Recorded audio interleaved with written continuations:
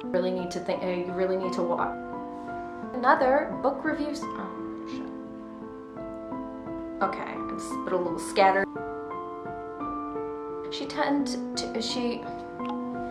that better?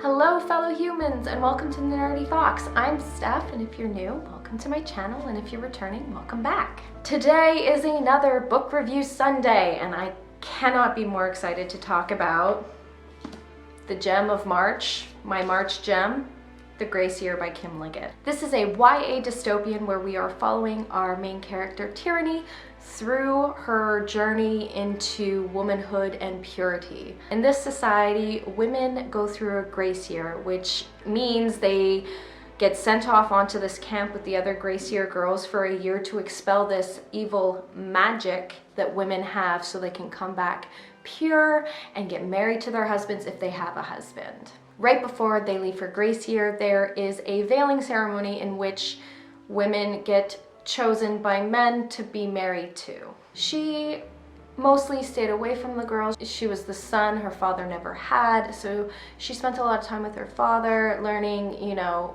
men's work. This society is very, very separated. Men hold all the power and control. Women are powerless. They are objects, but they're also dangerous, and that's where the magic comes in. The magic the women have has been related to the Adam and Eve story in this book.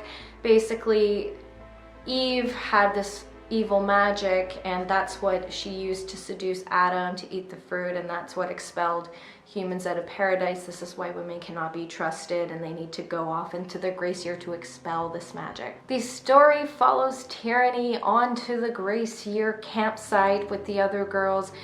It is Lord of the Flies-ish, you know, because obviously there's some girls that, well, okay.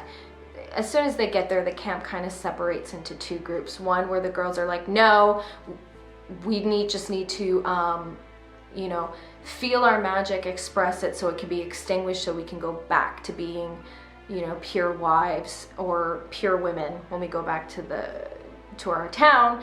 Whereas the other camp is like, hey, let's find, you know, food and shelter and, you know, so we can survive this next year as comfortably as possible. Tyranny's in this group.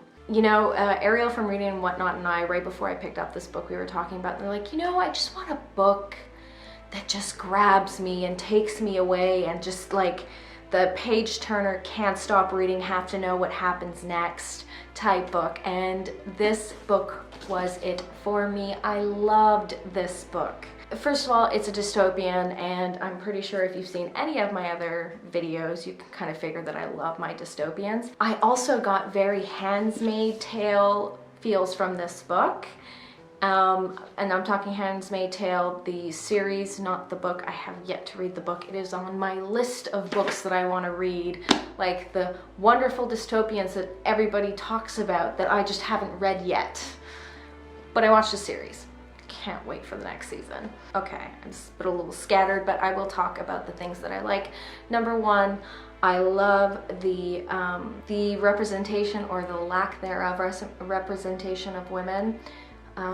How I felt for it, you know, how women are just used and objectified, and if they and refused power, and men make up these stories to make everybody else believe that we can't be trusted. There's something about that, you know, being a woman, I feel it. I may have never experienced it full-fledged like this, but it's just, there's something about it, that the pain and the suffering and the hopelessness and the helplessness that, you know, women are put in these positions. Also, the whole book keeps you guessing of whether or not there is actual magic in this book, because there are times where you're like, oh, so there is magic. Oh no, so there isn't. Wait, maybe there is. So that was another aspect of this book that I really, really enjoyed, because I didn't know whether the magic was real or not. There is a love story in this book that just stole my heart.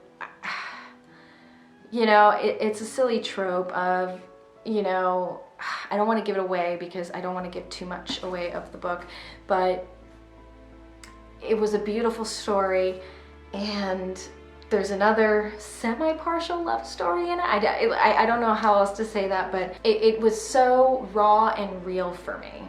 There were very interesting aspects of this society. For example, they used language, like the old language before people could speak. They would use specific flowers to represent something. So, you know, there's a flower for hope, and there's a flower for, you know, regret. So, you know, flowers can still be used as a form of language in this society. I thought that was a really interesting thing. Also in the book, we get to know a little bit more about what happens in the outskirts of town. You know, for the women who get kicked out of society, which happens very easily. Not even their fault. Like, for example, the women in the Grace Year, a lot of them end up dying, and they get brought back in these little jars. The way they end up dying is by themselves, other Grace Year girls, or these people called the poachers that live on the outskirts of town, and they're the ones that kill them and put them in little jars and give them back to the town. Now here's a fun thing. If you die but your body's not found, or you disappear, basically it brings absolute shame to any of your younger sisters. So if you have younger sisters and you decide to disappear or kill yourself and your body can't be found, they will get kicked out of town to the outskirts, and the women in the outskirts end up being prostitutes. That is pretty much their only job there, and that's the men that's in town get to go to the outskirts to, you know, do what they want with us women. I liked this book from start to finish, but the one thing that I could not talk about more is the ending. There were so many surprises for me at the ending. I was not expecting any of them, and it was heart-wrenching. I cried in this book. I ended up crying a couple times in this book, but the ending, like, okay, I had little suspicions of what may happen and everything, but it was a little bit like what ended up happening, but it was much bigger than anything that I was thinking of. If you like dystopians, get this book. If you like Handmaid's Tale, get this book. I find it really, really hard to do a review when I just want to blurt out the whole entire story and talk to you guys about it, but I could not suggest this book anymore. Actually, there's a quote in the back of the book from Kelly Link, author of Get in Trouble, a dark fairy tale of a book that speaks to the time that we live in. Yes. This book is kind of on like Beyond the Black Door level. If I'm gonna go ahead and link that review below, but it just kind of gives me those feels of like, oh my God, yes. Page turner, read every single word on the page, and I could not put it down. I just needed to know what happened. And I felt for the characters. I was emotionally invested. The story was interesting from start to finish. It kept me guessing. I don't know what else to say. This was an amazing book. Please tell me if you've read it in the comments and let me know what you thought, or let me know if you actually want to pick it up. This is a bit of a side note. You want to know what took me so long for picking up this book? It's the cover. I hate pink. I know this is weird, but I don't think I picked this up because I kept seeing the pink cover and I'm like, meh, not my thing.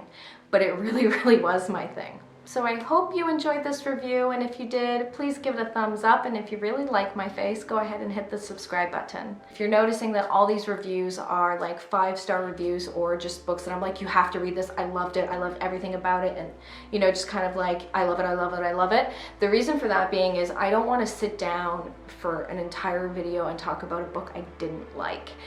But the good news is I do wrap-ups at the end of every month, so I talk a little bit about every book I read, so you will see a little bit more of my critical, I didn't like this in my wrap-ups. I'm not saying that I like every book, I just want to do the review videos on the books that I really did like. If you have a comment on that or a critique on the way I'm doing this, please go ahead and hit me in the comments as well for that. I'd love to start a conversation of, you know, should I do reviews on books I don't like? I just don't feel like, you know, talking bad about a book because I might not, anyway.